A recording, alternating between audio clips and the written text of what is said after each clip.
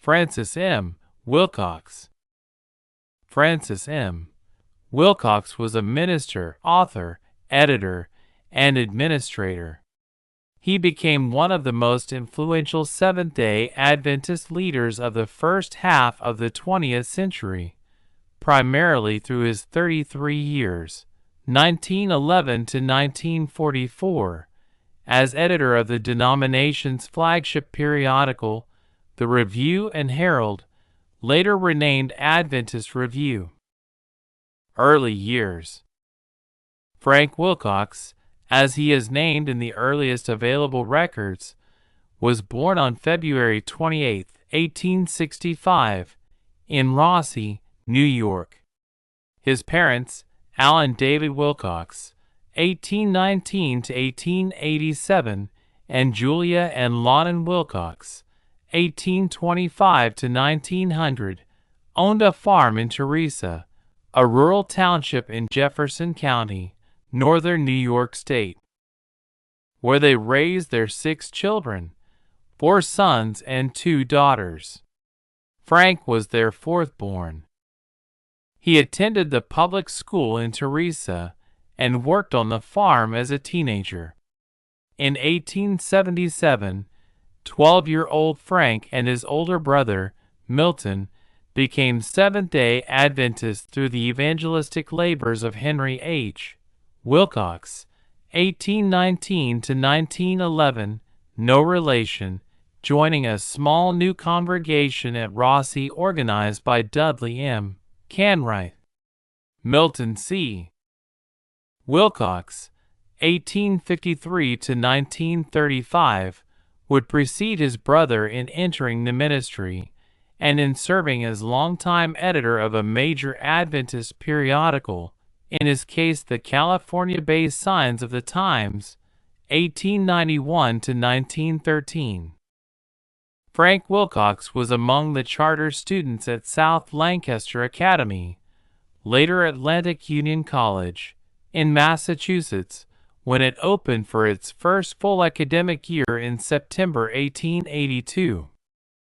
By 1883, his work in canvassing, evangelism, and city missions had already demonstrated evidence of a ministerial calling, and the New York Conference issued him a preaching license at age 18.3. Frank spent most of 1884 and 1885 in Battle Creek, Michigan, learning the printer's trade at the Seventh-day Adventist Publishing Association.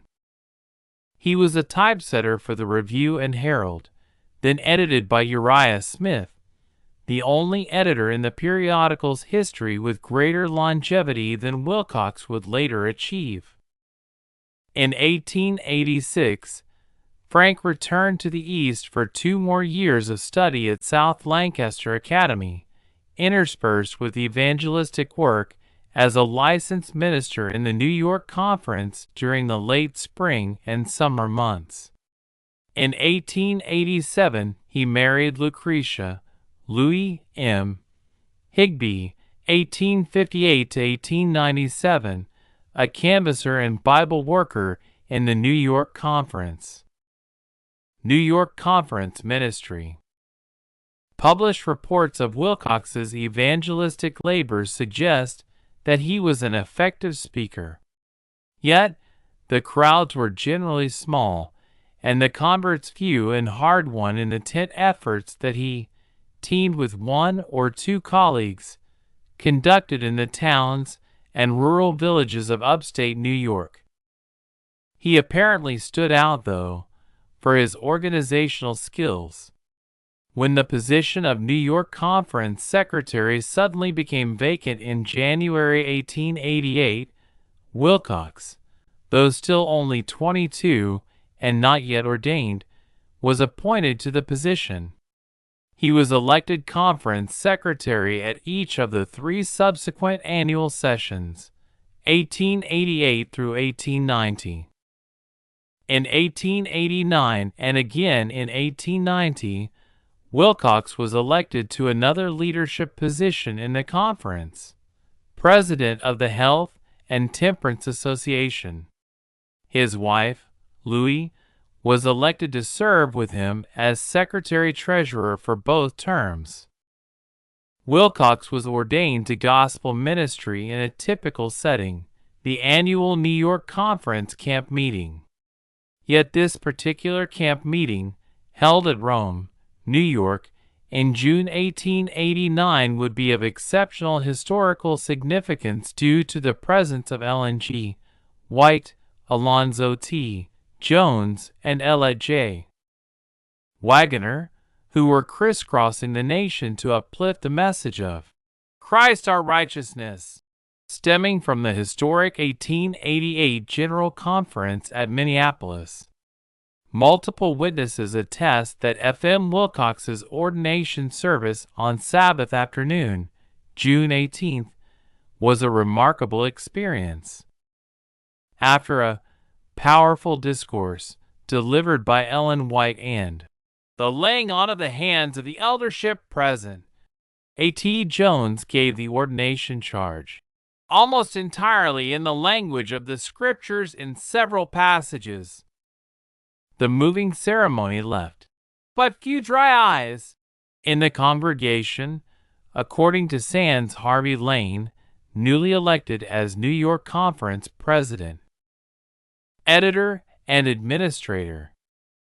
From the outset of his ministry, Wilcox demonstrated a penchant for writing and began publishing brief devotional and doctrinal articles in the Review and the Youth's Instructor in 1884, while still in his teens. At the General Conference session held in March 1891, Wilcox was called to go to California and connect with the Sabbath school work.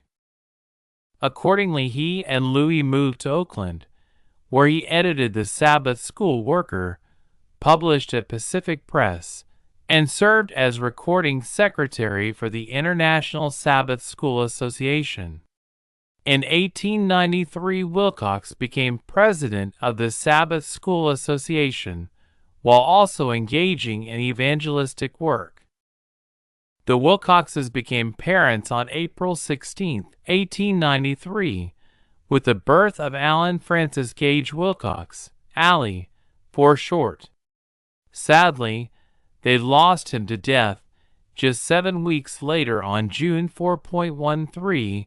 They had no other children. Later that year, the couple moved back to Battle Creek, where Elder Wilcox took up new responsibilities as secretary of the Foreign Mission Board and editor of the Home Missionary, the monthly periodical of the International Tract and Missionary Society. The magazine's broad purpose was to advance all aspects of home and foreign missions, and included departments devoted to health and temperance, religious liberty, and canvassing. The dual role placed Wilcox at the center of the denomination's administrative hub, and he seemed to thrive there. However, Louis's deteriorating health due to tuberculosis became his main concern in 1895. In December, he took her to the Boulder Sanitarium in Colorado for treatment. Wilcox returned to Battle Creek in late January 1896, encouraged by the improvement in his wife's condition, but nonetheless convinced that she would never be well enough to return to the East. He submitted a letter of resignation to the Foreign Mission Board on March 17, 1896, not to take effect immediately, but when a satisfactory replacement could be arranged. During the year that followed, he juggled his Battle Creek responsibilities with attending to his wife in Boulder, where he envisioned moving permanently to work in connection with the sanitarium and possibly earning a medical degree. Louis passed away in Boulder on February 4, 1897, at age 38. After laying her to rest in Constableville, New York, Wilcox headed for Lincoln, Nebraska, where he was assigned, along with L. T. Nicola, to assist G. C. Tenney with editing the General Conference Bulletin. By May, Wilcox was back in Boulder, this time his own health being the paramount concern. The Foreign Mission Board accepted his unconditional resignation on July 6, 1897, while expressing high appreciation for his earnest and efficient labors. Colorado Sanitarium leadership. With his health improving, Wilcox took up new responsibilities as Colorado Sanitarium chaplain and pastor of the 150-member Boulder Church. 21 On October 13, 1897, he married 18-year-old Maud M. Sawyer, 1879 to 1962, of Niobrara, Nebraska, a graduate of the sanitarium's first nursing class. Their daughter, and only child, Ruth Naomi, was born exactly a year later, October 13, 1898. Wilcox became involved in a public controversy near the outset of his ministry in Boulder when Seventh-day Adventist students were expelled from public schools for refusing to participate in a mandatory new ritual called the American Patriotic Salute, a national wave of coercive patriotism, as termed by historian Eric Foner, stirred by increasing fervor for war to liberate Cuba from Spanish colonial rule, prompted school districts in various locales to institute such exercises. More elaborate than the official Pledge of Allegiance promulgated by the federal government in 1954, Boulder's patriotic salute required students to declare, "We give our heads," while touching their foreheads, then, moving their hands over their hearts, say, "And our hearts," and then stretch out their right arm high, tilt their heads back slightly and say, "To God and our country." Finally, after a slight pause, with arms back at their sides, pupils were to exclaim, "One country, one language, one flag." Wilcox sent articles and letters to newspapers both to advocate for dissenting children and to correct misrepresentations of Adventist views. He assured Coloradans that Adventists were law-abiding citizens who held the principles of civil and religious liberty represented by the American flag in the highest respect. He pointed out, however, that true patriotism is a matter of the heart, and thus that enforcement of the flag salute begets a patriotism in form and name only, and not in fact. Wilcox also argued that a pledge of one's head and heart carried militaristic implications contrary to the convictions of Seventh-day Adventists, who were non-combatant, based on their understanding of the law of God. Hence, they saw it as contrary to God's word to permit their children to pledge themselves to warfare or to have inculcated in their young minds a warlike spirit. The flag salute controversy soon subsided, but in it Wilcox foreshadowed the approach he would later take as a spokesperson for the denomination on controversial matters. He would repudiate extremes, avoid inflammatory rhetoric, and go as far as possible to avoid conflict, while explaining and defending the Church's core principles in a forthright, clear, and insistent manner. Colorado Sanitarium, renamed Boulder, Colorado Sanitarium in 1905, and eventually Boulder Memorial Hospital in 1962, benefited not only from Wilcox's pastoral guidance, but also his administrative acumen. He served as business manager from 1902 to 1909, and as president of the Board of Trustees during his final few months there, 1908 to 1909. Amidst the institution's erratic growth and heavy indebtedness, Wilcox proved an effective advocate for the institution and a steady influence, endeavoring to keep it tethered to the reform principles and missional purposes envisioned by Ellen White for Adventist health institutions. At the helm of the Review and Herald. In January 1909, Francis and Maud Wilcox, along with 10-year-old Ruth, relocated to suburban Washington, D.C., where Elder Wilcox began a connection with the Review and Herald and its publisher that would continue for the remainder of his life. Starting with the February 4, 1909 issue, Wilcox became associate editor of the Review, serving, initially, with William W. Prescott as editor until Prescott was replaced later that year by William A. Spicer.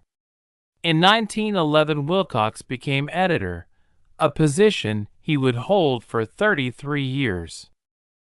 Along with editorial work, he also carried an important administrative role as president of the Review and Herald Publishing Association, RHPA, from 1909 to 1944. The publishing house, after its exodus from Battle Creek, Michigan, in 1903, relocated to Tacoma Park, just inside the Washington, D.C. side of the Maryland, D.C. border. Wilcox also served on numerous institutional boards and committees during his Tacoma Park years, including those governing Washington Missionary College, WMC, and Washington Sanitarium. In addition to all that she did in life partnership with her husband, Maud served as a proofreader at RHPA for several years.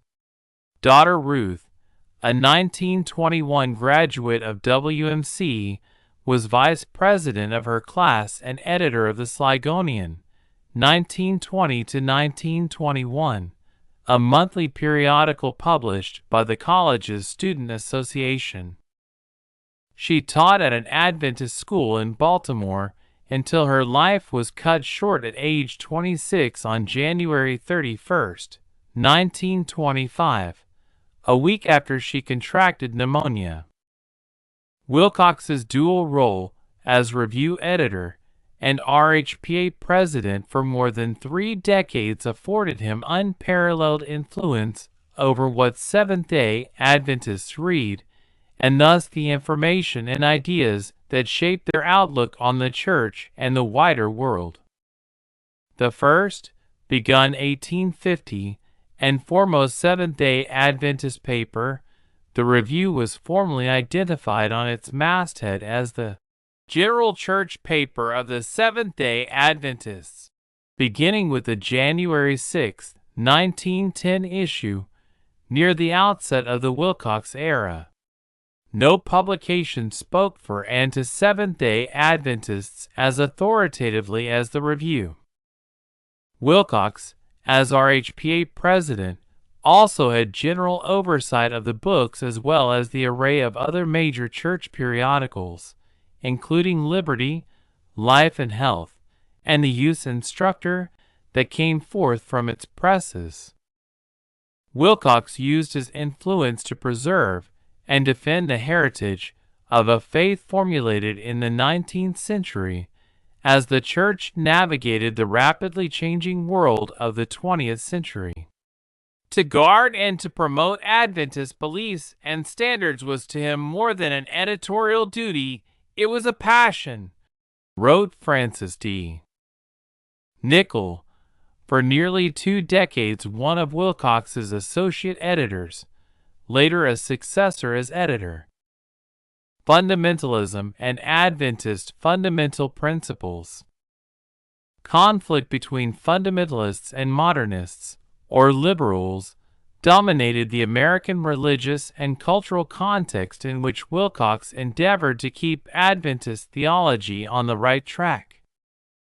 Fundamentalism, here refers specifically to the movement of conservative evangelicals that coalesced in the 1910s and gained full force in the 1920s to defend traditional beliefs such as the deity and resurrection of Christ and the historical veracity of the Bible in opposition to modernists who sought to adapt the faith to modern historical and scientific thinking. A series of pamphlets entitled The Fundamentals, published 1910 to 1915 with funding from oil barons Lyman and Milton Stewart, defended the traditional verities of the faith, and in 1920 Baptist editor Curtis Lee Laws defined fundamentalists as those ready to do battle royal for the fundamentals. In other words, being a fundamentalist in this context meant not only holding to fundamental beliefs, but engaging in a militant campaign to rid the Protestant denominations of modernist deviations from the faith once delivered to the saints.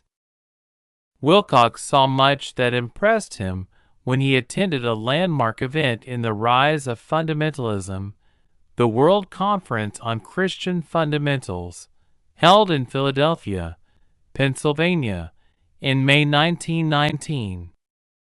The organizers envisioned that the constructive teaching on the fundamental and vital doctrines of the Bible at the conference would galvanize believers to go forth everywhere to battle the inroads of modernism, calling for new allegiance to the fundamentals of the faith. While quick to point out ways the fundamentalists differed from Adventism, Wilcox appreciated none the less the high-mindedness and lofty interest which characterized their endeavors.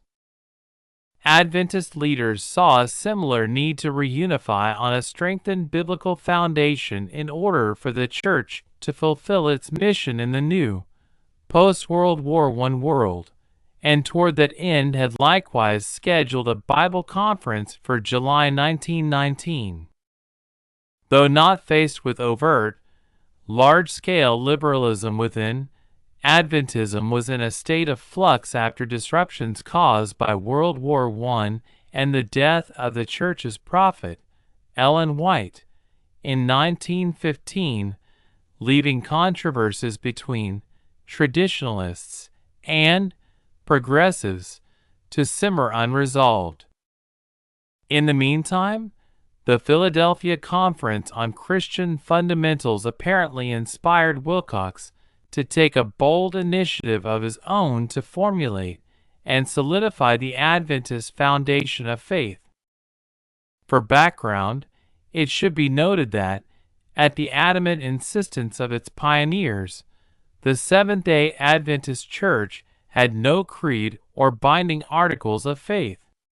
To meet inquiries and correct inaccurate characterizations by others, a pamphlet stating 25 generally held fundamental principles was published in 1872. However, the Church published no formal summary of its teachings until 1931, when the Seventh-day Adventist Yearbook began including a listing of 22 fundamental beliefs of Seventh-day Adventists. Historian Michael Campbell has shown that the historic summary thus formalized in 1931 had its origins in 1919, when Wilcox crafted a statement of fundamental principles for which Seventh-day Adventists stand, modeled on the World Conference on Christian Fundamentals, WCCF, 1919 doctrinal statement. Soon thereafter, Wilcox published two further summations of Adventist belief in the Review, A Sure Foundation, August 21, 1919, and The Fundamentals of Christian Faith, April 1, 1921. These documents are provided in their entirety in this article's related content. Most of the language of the 1931 Statement of Fundamental Beliefs clearly reflects the language of one or more of the three doctrinal summaries that Wilcox introduced in 1919 and 1920, although some language and reconfiguration of points suggests the input of others as well. Published as a pamphlet and printed in the church manual as well as the yearbook, Fundamental Beliefs may be the most significant achievement of Wilcox's career. It was widely viewed as normative for nearly 5 decades until a new 27-point statement was approved at the 1980 General Conference. Verbal inspiration? It is worth considering whether Wilcox, in seeking to conserve Adventist belief, in fact shifted it in a fundamentalist direction. The question turns in part on the doctrine of inspiration. What makes sacred writings inspired and authoritative? The first point in the 1919 WCCF doctrinal statement laid down a foundational tenet of the fundamentalist movement in declaring the Scriptures to be verbally inspired of God and inerrant in the original writings. Adventists had never adhered to the verbal inspiration theory according to which the very words of the Bible were selected under the direct inspiration of the Holy Spirit. The 1883 General Conference had instead endorsed the position that it was the Bible writers and their thoughts that were inspired, but not the exact words. However, some prominent Adventists moved toward the verbal inspiration concept beginning in the 1890s, and its influence became readily apparent during the 1920s. Some evidence suggests that Wilcox was among those who became favorable toward the verbal inspiration theory. In his book What the Bible Teaches, 1926, for example, he contended, quite to the contrary of the 1883 GC statement, that it was not the instrument, author, through whom the message came that was inspired. It was the message itself. He observed, based on 1 Peter 1 verses 10 to 11, that sometimes the biblical prophets did not even understand that which was revealed to them. It may not be a coincidence that in his evaluation of the 1919 WCCF doctrinal statement, Wilcox offered no critique of its verbal inspiration/inerrancy claim about Scripture as he did with regard to its version of premillennialism and the eternal conscious torment of the unsaved. That said, in his own summaries of the Church's teaching about the Scriptures, Wilcox used language more widely acceptable to Adventists and in continuity with their 19th century forebears, such as a full revelation, June 1919, or all-sufficient revelation of God's will, 1931, and as infallible, June 1919, or unerring, 1931, for its intended purpose as a rule of faith and practice. The authority of the testimonies. With regard to the verbal inspiration of Ellen White's writings, Wilcox seemed to seesaw, but decisively rejected that explanation in favor of thought-person inspiration. By 1934, when his book The Testimony of Jesus, a review of the work and teachings of Mrs. Ellen Gould White, based on an 18-part series in the Review during 1933, was published. However, he was steadfast in promoting Ellen White's writings as inspired commentaries on Scripture, and he asserted that failure to accept this was evidence of a lack of faith in her prophetic gift. In this latter respect, Wilcox differed, in emphasis at least, from other leaders such as Arthur G. Daniels and William W. Prescott, who, at the Adventist Church's 1919 Bible Conference, had spoken frankly about the dangers of regarding the testimonies, shorthand for the writings of Ellen White, as an inspired, final authority on biblical interpretation, history, and theology.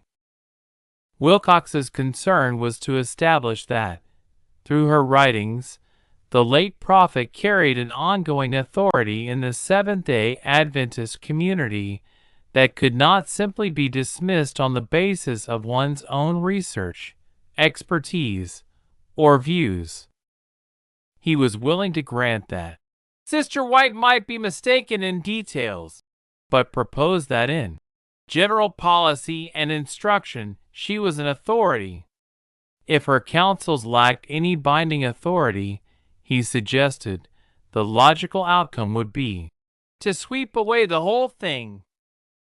Furthermore, while he did not dispute the accuracy of the evidence related at the 1919 conference that pointed to the human fallibility and imperfections of Ellen White's work, Wilcox warned against making such information generally known to the Church as a whole. "I believe there are a great many questions that we should hold back and not discuss," he said. "If students or others raise such issues, ministers and teachers will be driven into a place where we will take a position that will lessen faith." Wilcox believed. That, in turn, he suggested, posed a potentially fatal danger to the Church. "I think the testimonies of the Spirit of God are a great asset to this denomination, and I think if we destroy faith in them, we are going to destroy faith in the very foundation of our work." The high regard for Ellen White's prophetic gift that Wilcox had developed, not just through study, but through considerable personal communication and interaction with her, is one factor that helps explain the depth of his concern that her writings continued to have an authoritative status in the Church. The role that he held from 1915 to 1922 as president of the Board of Trustees of the Ellen G.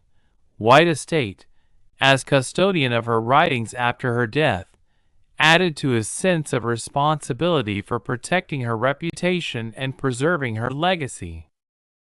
So, his desire to keep troublesome information from disturbing the faith of average church members was understandable, and it reflected the general sentiment of the 1919 conference participants. No substantive accounts were published in denominational papers, and detailed minutes of the proceedings were locked up in a vault at the direction of G.C. President Daniels. However, the paternalistic policy of sequestering information and avoiding difficult issues enabled a distorted perception of Ellen White's counsels to prevail for more than a half-century following 1919. It became normative to regard her writings as virtually inerrant, transmitting ideas and facts delivered directly to her through divine revelation, and constituting a divine commentary on the Bible, none of which she claimed, nor did many of the Church's early pioneers closely associated with her. Some years later, publication of portions of the 1919 Bible Conference minutes, in conjunction with other developments, brought these realities to light and called into question long-dominant assumptions, with consequences that Wilcox had wanted to prevent by keeping inconvenient truths hidden. An unprecedented polarization in Adventism over the role and significance of Ellen White's prophetic ministry followed that might have been avoided or lessened had different choices been made in the aftermath of 1919. Evangelical orthodoxy and Adventist unity. The influence of the fundamentalist movement on Wilcox's work was not limited to the question of inspiration. His promulgation of the 1931 Statement of Fundamental Beliefs indeed helped foster a remarkable degree of unity, during the middle decades of the 20th century. It also helped move Adventism closer to the conservative evangelical mainstream than it had been in the 19th century. By the 1960s, though, it would become evident that the surface calm disguised a lack of true consensus on theological shifts that Wilcox helped bring about. The doctrine of the Trinity is the most striking example. The founders of Seventh-day Adventism sharply rejected what James White, in 1852, called the old Trinitarian absurdity that Jesus Christ is the very and eternal God. The 1872 Statement of Principles made no mention of the Trinity or threeness in the Godhead. Around the turn of the century, Ellen White became the leading voice for a major shift in Adventist thought, writing with unprecedented clarity about the three living persons of the heavenly trio, and Christ as equal with God, and the pre-existent, self-existent Son of God. But this relatively recent emphasis had not brought about unanimity. Moreover, Ellen White, while affirming the doctrine, never used the word Trinity to describe God and had avoided terminology from the ancient creeds. Point 49 thus. Wilcox stepped further into disputed territory in his Fundamental Principles summary of June 1919 by using the term Trinity and echoing its Nicene formulation by referring to Christ as being of the same nature and essence as the Eternal Father. This language was then included in the denominationally accepted statement of 1931. Additionally, the Wilcox stream of doctrinal summaries completely abandoned the notion expressed in 1872 that the cross of Christ was but the offering of the sacrifice, not the atonement itself, and that, instead, making the atonement was the very last portion of Christ's work as high priest in the heavenly sanctuary, begun in 1844. Wilcox, by contrast, excluded any reference to atonement being made in the heavenly sanctuary and described the work begun in 1844 as the judgment phase of Christ's ministry in the heavenly sanctuary foreshadowed in the earthly service of cleansing the sanctuary on the Day of Atonement. Along with this exclusion, he added an affirmation expressing more clearly than in 1872 that God furnishes a substitute, even Christ the righteous one, to die in man's stead, and that the sinner therefore is justified not by obedience to the law, but by the grace that is in Christ Jesus. Wilcox's endeavor to conserve Adventist theology thus entailed some adaptations that were neither inevitable nor supported by all Adventists. In this regard, his affinity for fundamentalism was manifest, not as unbending traditionalism, but, as Michael Campbell has put it, in an ecumenical form of Adventism that encouraged interdenominational cooperation, something that typically made Adventists wary. While always forthright about the ways Adventists differed from other conservative Protestants and why these differences were important, Wilcox was also emphatic that Seventh-day Adventists, with their historical belief in the divine word, should count themselves the chief of fundamentalists today, and rally to the defense both of the authenticity of the Scriptures and the great fundamentals of the plan of salvation. According to T. Edgar Unruh, who helped initiate the historic consultations between leading representatives of Adventism and prominent evangelicals, also sometimes called fundamentalists, in press reports during the mid-1950s, The 1931 Statement of Fundamental Beliefs was useful in establishing trust between the two sides. It gave support to the Adventists' affirmation of belief in the eternal and complete deity of Christ, and in his atoning death on the cross, once for all and all sufficient.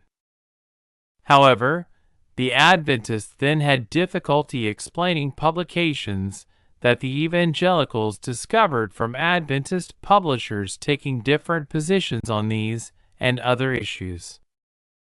Since the 1950s, the conflicts between Adventists over the human nature of Christ, justification by faith, sanctification and its eschatological significance, and even the Trinity, have become open and persistent. The large measure of unity around a set of beliefs oriented towards conservative evangelical orthodoxy that Wilcox sought to solidify in the middle decades of the 20th century has not been recovered. Unity on the essentials.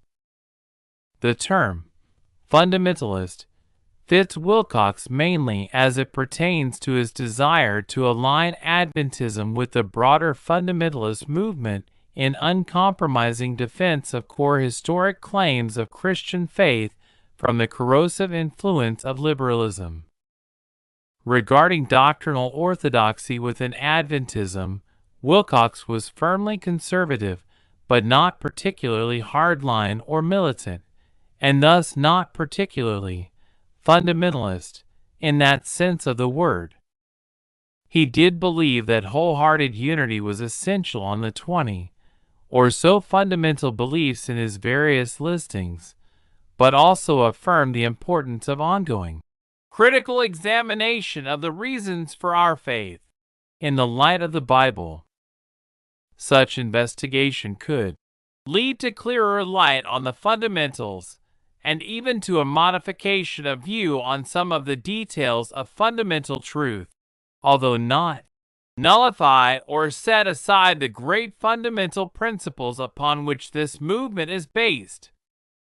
He included the investigative judgment and the major prophetic time periods culminating in 1798 and 1844 as part of the warp and woof of Adventist faith, and in the late 1930s warned against a destructive approach to study that counted it an evidence of scholarship to call in question our accepted historical and prophetic interpretation. However, dissent within the church that popped up here and there during the Wilcox era over what he called the great fundamental principles did not gain widespread support. A greater concern for him was what he called pseudo-tests of orthodoxy. Such were created when details of biblical interpretation, such as the personnel of the 144,000, the identity of Melchizedek, the question of the daily, or some particular date in prophecy, were disproportionately magnified in importance to the point of becoming a shibboleth, or litmus test of orthodoxy. Against this sort of narrow dogmatism, Wilcox called for grace to obey Christ's command not to judge others, not to set up our own standards and conceptions of truth as a gauge of others' beliefs and practice. Pseudo-tests of orthodoxy. Amidst the accelerated cultural changes of the 1920s, Adventists seemed to set up pseudo-tests of orthodoxy around standards of adornment, recreation, and healthful living much more frequently than doctrine. Wilcox's response, though, was similar in principle: a firm stand on essentials, avoidance of judgmentalism in application of those principles, and an emphasis on a loftier vision of Christ beyond the petty particulars. The predominant concern, by far, was with rapid changes in women's fashion, in particular the ways in which they blurred traditional distinctions between the genders. Men, however, were not exempt from the review's discussion of such issues. Wilcox, for example, called out Adventist pastors who could be seen in the pulpit with half-shaven crown, with flashy necktie, with high-colored hose, and suggested it was about time that some of our ministry applied this principle of reform in worldly dress to themselves before preaching it to others. In his calls for adherence to the principles of simplicity of attire which are enunciated in the Bible and in the writings of the Spirit of Prophecy, Ellen White's writings, Wilcox emphasized that individual believers must use their own enlightened judgment and quickened conscience in applying the principles. At some level, though, applications of principle would have to be standard for all Adventists, and in 1926 Wilcox wrote that adopting ultra-extreme costumes, such as break down all distinctions between the sexes, styles of dress clearly condemned in the Scriptures, would require the Church to enforce appropriate Christian discipline. At the same time, Wilcox avoided detailed pronouncements on particular styles that would call for such discipline. He repeatedly rebuked the judgmentalism of those who characterize as worldly-minded, and even as impure-minded, sisters who simulate some of the styles of modern dress. He regarded some women whom we meet daily, who dress in bold, bizarre styles, some of them amounting to half-nudity, as in fact, women of high morals and refined feeling. His concern was that these sisters, by thus following the extreme styles of the world, whether they realize it or not, place themselves on the side of the worldly class of church members. He urged such to consider the impact of their choices on others both within and outside, and follow the Pauline admonition to make the glory of God supreme in all things. As for bobbed hair, perhaps the single most debated fashion issue of the time, Wilcox pointed out that, though generally disapproved by the leadership of the church and the majority of members, it was not being made a test of church membership or even a test of holding office in the church or Sabbath school. The style was not immodest, he suggested, but unwomanly, and along with certain styles of dress stood at this time as the insignia of worldly attire. Though Wilcox believed it was important to address such issues as adornment and worldly amusements, he tried to avoid getting too bogged down in them. Rather than harsh judgments or calls for punitive action against church members, he repeatedly emphasized the importance of leaders, pastors, teachers, and conference workers leading by example. He concluded one of his editorials on such issues with counsel that seems apropos a century later. Let us in all our relation to questions of dress and of diet judge carefully our own course and exercise charity and kindness in our judgment of others. The youth of this denomination can never be driven to Christ by force, nor drawn to him by unkind criticism. They can be won by the gospel of Christian love, fortified and emphasized by a godly example in the life of the teacher. Seventh-day Adventists in time of war. At the same time that he sought to conserve and foster Adventist theology in the context of the fundamentalist-modernist conflict, Wilcox sought to preserve another aspect of Adventist faith and practice, one that came under test with the outbreak of World War I. During the Colorado flag ritual controversy of 1897 to 1898, he had explained that Seventh-day Adventists, like the followers of Penn, the Society of Friends, or Quakers, are non-combatants.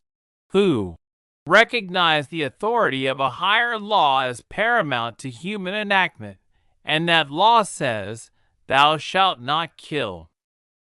In 1864, amidst the Civil War, and just a year after organizing as a denomination, Adventists had gained federal government recognition as non-combatants. During the era of the Spanish-American and Filipino-American Wars, 1898 to 1902, Adventist periodicals were rife with pronouncements against war, militarism, imperialism, and any legitimation of these in the name of Christianity.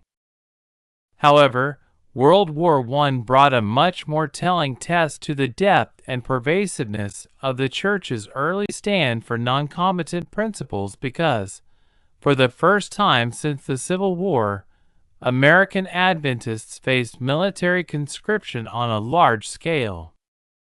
At a meeting of the North American Division Conference Committee at Huntsville, Alabama, in April 1917, soon after the United States entered the war, Wilcox helped draft a statement of the Adventist position with respect to the impending military draft.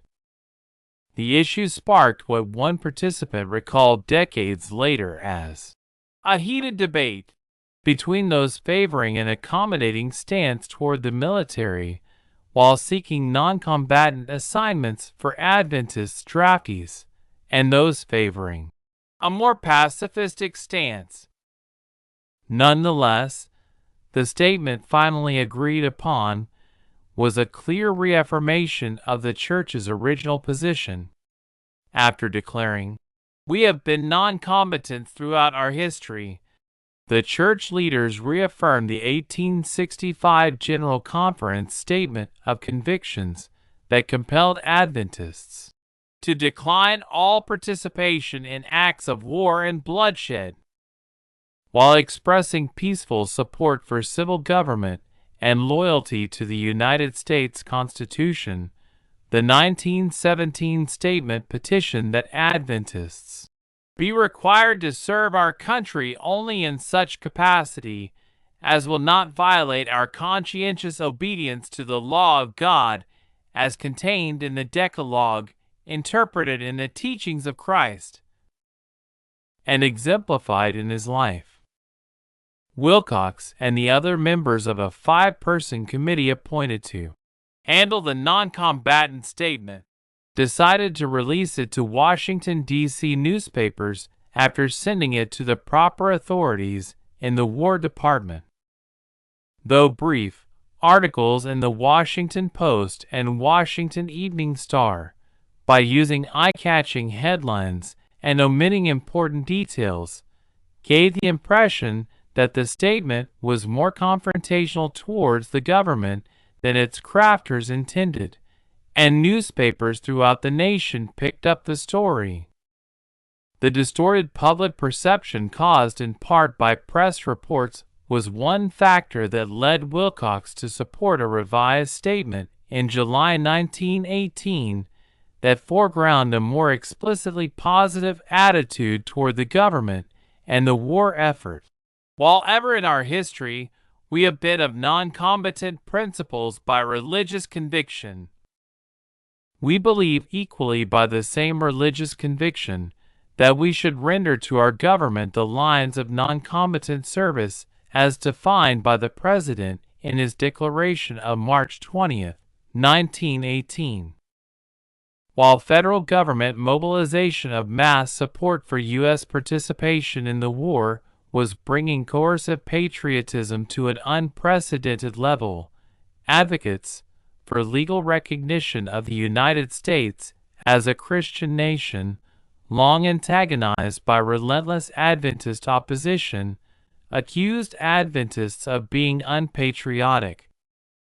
In this heated atmosphere, Wilcox and other church leaders were concerned to remove any stigma that might hinder Adventist draftees from receiving non-combatant assignments as stipulated by the draft law.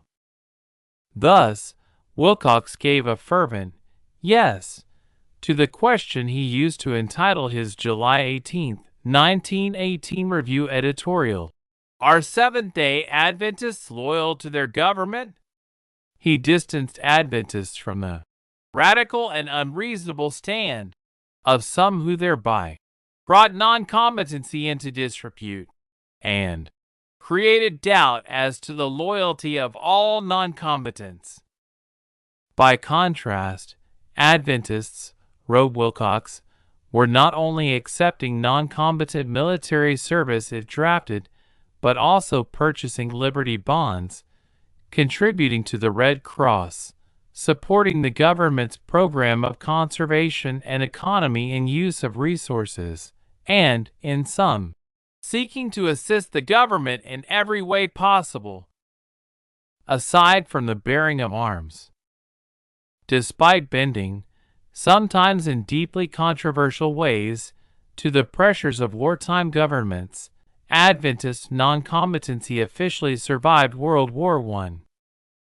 Wilcox, despite his own support for the shift to a stronger pro-war, albeit non-combatant, stance, remained firmly dedicated to sustaining the early Adventist commitment to non-combatant principles, based on the teachings and example of Jesus as well as the Ten Commandments. Nor had he lost the critique of militarism that he expressed in the 1890s. These commitments involved him in a conflict over the non-combatant question in the American Adventist Church during the years between World War I and World War II.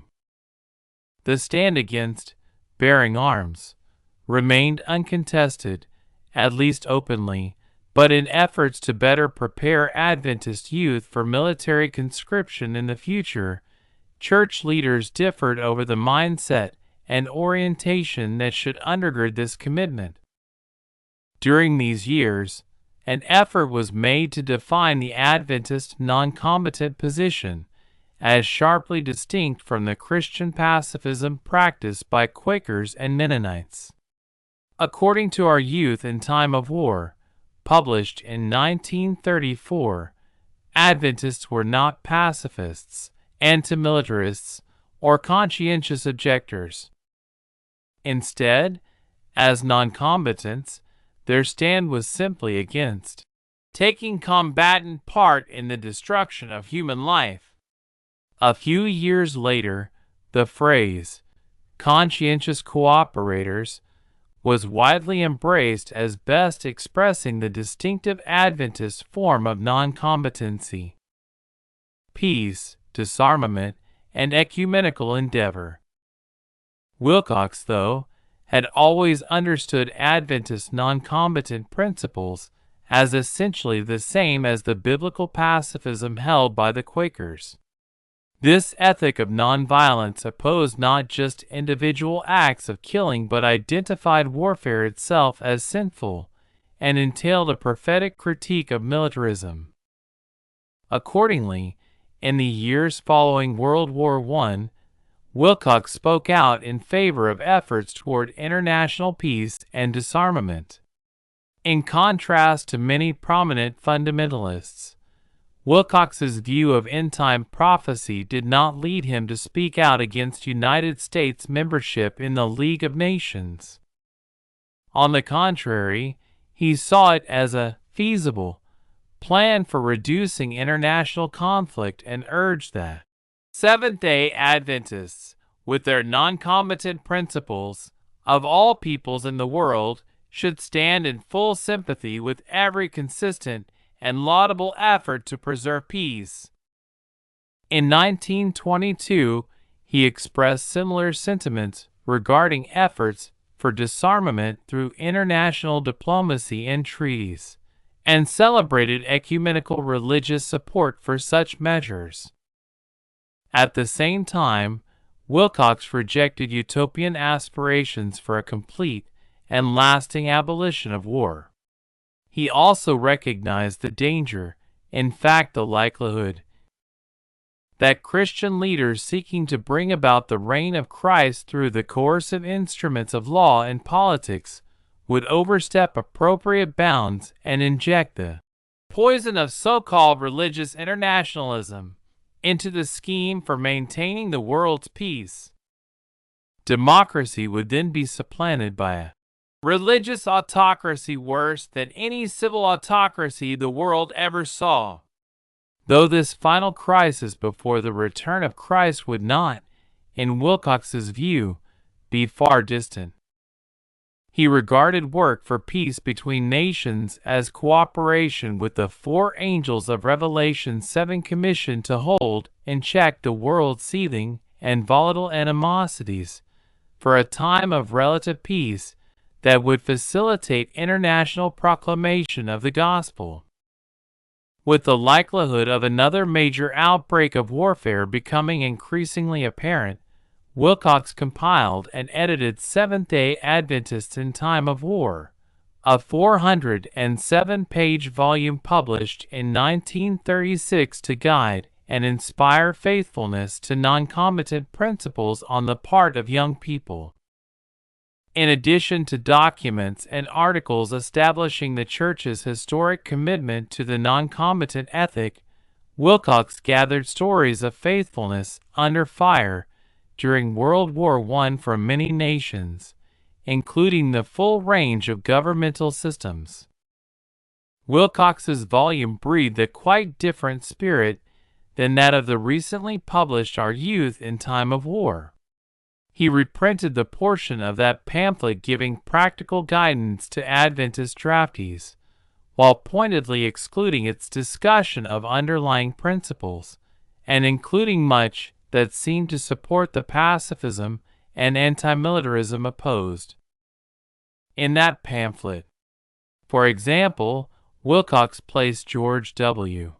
Amadon's brief review article, Why Seventh-day Adventists Cannot Engage in War, March 7, 1865, perhaps the most blunt and absolute early Adventist expression of pacifism, at the beginning of a section laying the biblical and theological foundations for the Church's position.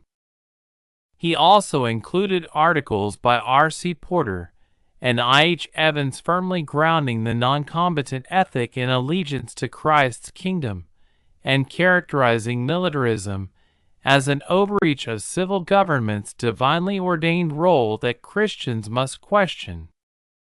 In a concluding chapter entitled, Church Pronouncements Against War, Wilcox presented several pages of statements by Protestant denominations, editors, and prominent leaders denouncing warfare and affirming peace as central to the gospel.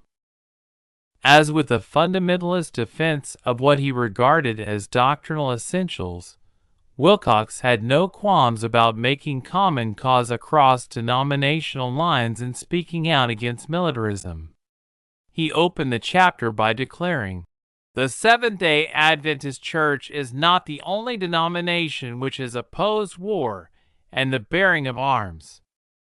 He then pointed out that many denominational spokespersons and interdenominational agencies that had expressed strong sentiments for peace before the war had become active in support of war propaganda, only to revert back to even stronger pronouncements against war after the World War's conclusion.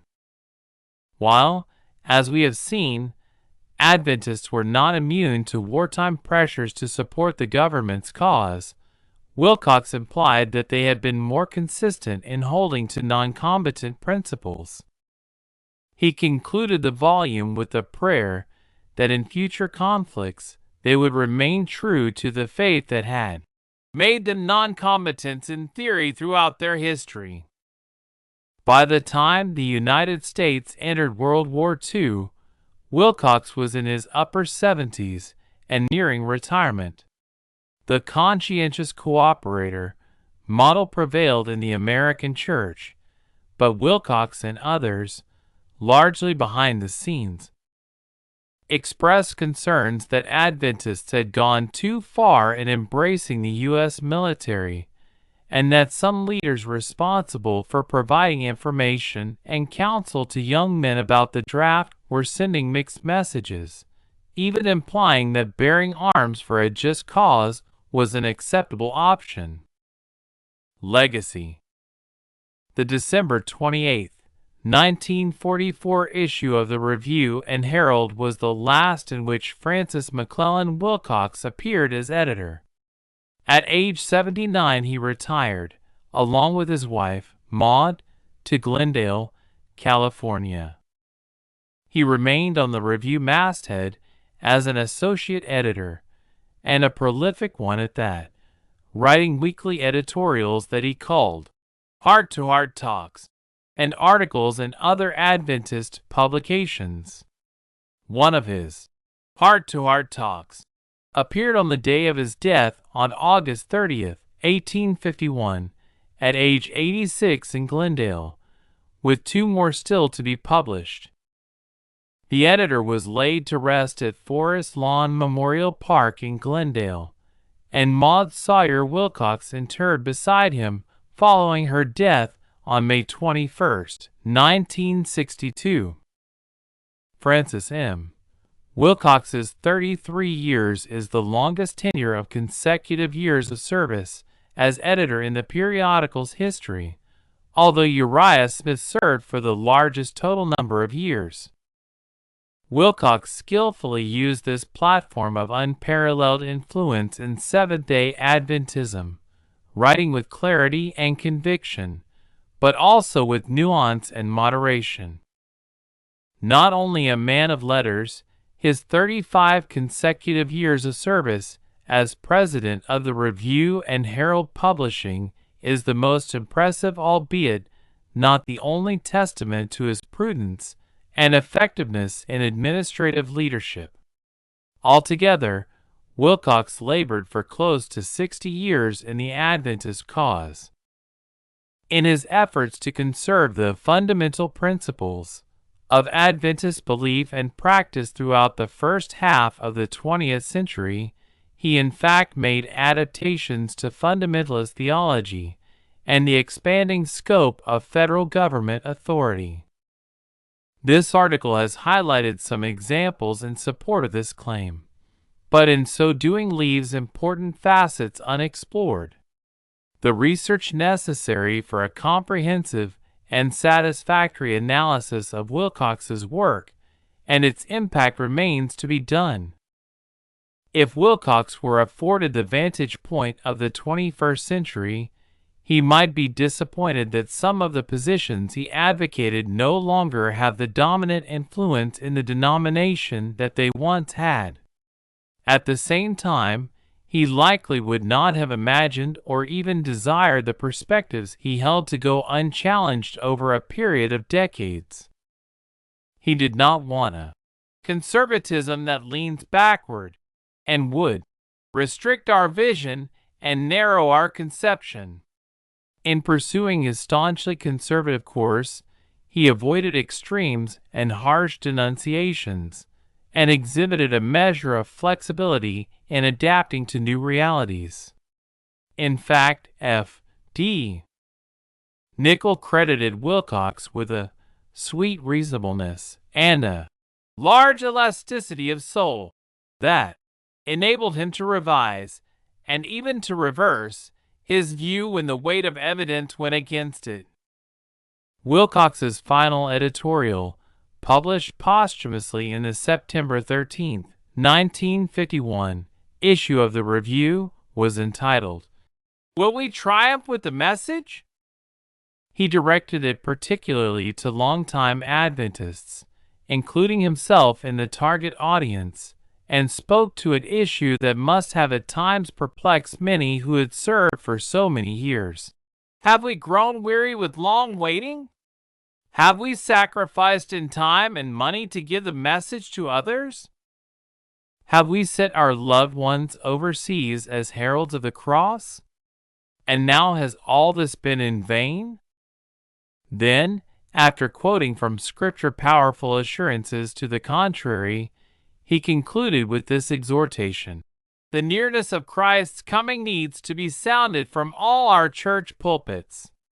Nothing will so brighten the hopes and strengthen the faith as the preaching of this message.